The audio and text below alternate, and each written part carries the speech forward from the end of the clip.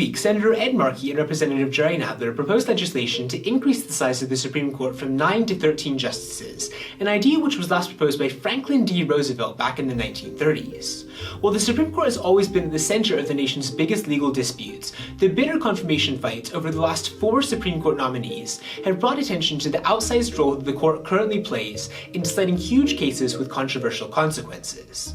The fact is, the Supreme Court has replaced both Congress and the executive branch as the nation's primary decision maker on social issues. For instance, Congress hasn't passed any major legislation on guns since the 1994 assault weapons ban, but in the last 15 years, the Supreme Court handed down 2 major Second Amendment cases: District of Columbia v. Heller in 2008, which struck down a federal ban on handguns as violating the Constitution, and McDonald v. Chicago, which incorporated the individual's right to own firearms against the state. On the issue of abortion, many state legislatures have pushed to either loosen or restrict abortion access, but at the national level, Congress hasn't done anything. In fact, Congress couldn't even pass a bill designed to protect newborn babies who survived abortion procedures when that came up for a vote in 2019. 44 Democrats voted against the Born Alive Abortion Survivors Protection Act. And on religious freedom, while Congress has been gridlocked and had to best protect it without infringing on the rights of others, the Supreme Court handed down 2 very consequential decisions in Burwell v. Hobby Lobby and Masterpiece Cake Shop v. Colorado Civil Rights Commission, giving business owners additional legal protections for practicing their faith in the workplace. This shift in power from Congress to the Supreme Court hasn't gone unnoticed, especially by current legislators. While bills on immigration, healthcare, and even infrastructure reform have been stalled in Congress, both parties have been clear that they recognize where the real change happens. In a 2018 interview with NPR, then Senate Majority Leader Mitch McConnell was very clear about where his priorities lay. In the interview, McConnell was perfectly willing to admit that, quote, "There are 1,200 executive branch appointments that come to us for confirmation, and among the most important, in fact, I would argue the most important confirmations we have, are lifetime appointments to the judiciary. Obviously, this is my top priority." Having one of the most powerful legislators in the country emphasizing judicial appointments over legislation is something that would have shocked America's founders. There were a lot of really passionate debates at the Constitutional Convention, but the idea that the Supreme Court would become such a powerful voice in civil society wasn't one that the delegates greatly considered. After all, as Alexander Hamilton wrote in Federalist 78, quote, "The judiciary, on the contrary, has no influence over either the sword or the purse, no direction either of the strength or the wealth of a society, and may take no active resolution whatever. It may truly be said to have neither force nor will but merely judgment, and it must ultimately depend on the executive arm even for the efficacy of its judgments." Members of Congress have a very clear incentive to punt issues to the courts rather than taking any legislative action themselves. It allows them to avoid taking any firm stance on a controversial issue, but it also allows them to attack the court when the court releases an opinion they don't agree with. But when Congress does this, it compromises the US constitutional structure and has serious implications for US democracy. The most obvious concern is that the negative mudslinging and partisan attacks which characterize presidential elections have been transferred to the Supreme Court confirmation process. In a 1987 New York Times article about Supreme Court nominee Robert Bork, the author describes the confirmation battle as having, quote, "many earmarks of an election campaign.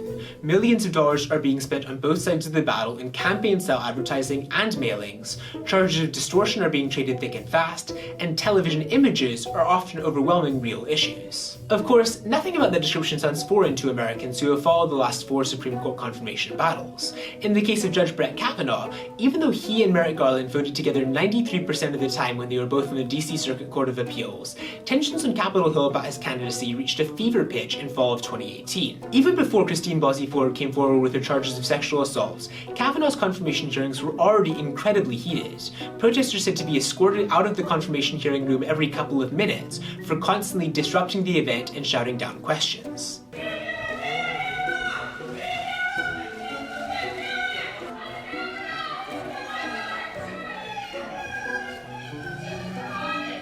The fact that Merrick Garland and Brett Kavanaugh voted together so much of the time didn't really matter that much for either party, because all of the pent-up energy about abortion rights, gun control, religious freedom, immigration, and all of the other issues currently stalled in Congress was channeled into supporting or opposing one man with really horrible consequences. But the idea that a confirmation fight over one judge should serve as the stand-in for all of Americans' ideological differences is both ludicrous and horrifying. The unusually political role that the US Supreme Court currently plays is perhaps best illustrated by a quote from Adam Goldenberg, a former law clerk to Canada's Chief Supreme Court Justice.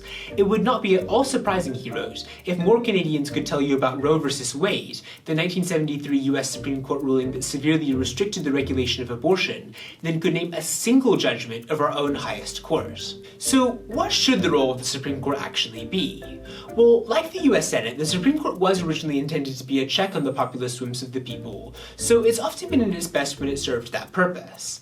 Take Loving v. Virginia, the 1967 Supreme Court case which legalized interracial marriage nationwide under the 14th Amendment. While interracial marriage is uncontroversial today, at the time, a Gallup poll found that fewer than 20% of Americans supported marriages between blacks and whites, and a plurality actually supported banning such marriages. By ignoring the political connotations of its decision and instead focusing on what the Constitution actually says, the Supreme Court was doing exactly what it was supposed to do. Another great example of this is actually Brown v. Board of Education, where the Supreme Court struck down racial segregation laws, saying that the idea of having separate educational facilities would inherently be unequal. A May 1959 Gallup poll found that 53% of Americans were actually frustrated by the Brown v. Board of Education ruling, saying that it caused more trouble than it's worth, while only 37% believed that the costs were justified. Popular perceptions of the Supreme Court can't be ignored, but as former Supreme Court Justice Antonin Scalia said back in 2005, "You really can't judge judges unless you know the materials that they're working with. You can't say, oh, this is a good decision and this was a good court simply because you like the result. It seems to you that the person who deserved to win won. Very often, if you're a good judge, you don't really like the result you're reaching. You would rather that the other side had won. It seems to you a foolish law. But in this job, it's garbage in, garbage out. If it's a foolish law, you are bound by oath to produce a foolish result.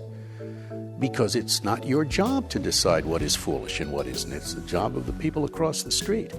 What made Brown v. Board of Education and Loving v. Virginia so effective is that at the end of the day, they were pretty simple decisions. The justices just looked at the text of the 14th Amendment and decided that equal protection meant that states could not discriminate against people on the status of their race. The best way to reform the Supreme Court is just for the justices themselves to look at the text of the Constitution and apply a faithful interpretation of those texts to the decisions that they're reaching today. If the court's purpose is to be an interpreter of the law, judges shouldn't put ideological preferences above the text of the document that they're obligated to uphold. If that's the case, packing the court with ideologues or even with supposed moderates isn't going to help the problem. It's actually elected officials that need to step up and take action on controversial issues, so people can vote them out if they don't like the policies that are enacted. That's how the system was supposed to work, and that's the best way that the system will continue to work going forward. At the end of the day, the Supreme Court has a really simple job, but it should be our responsibility to remember that.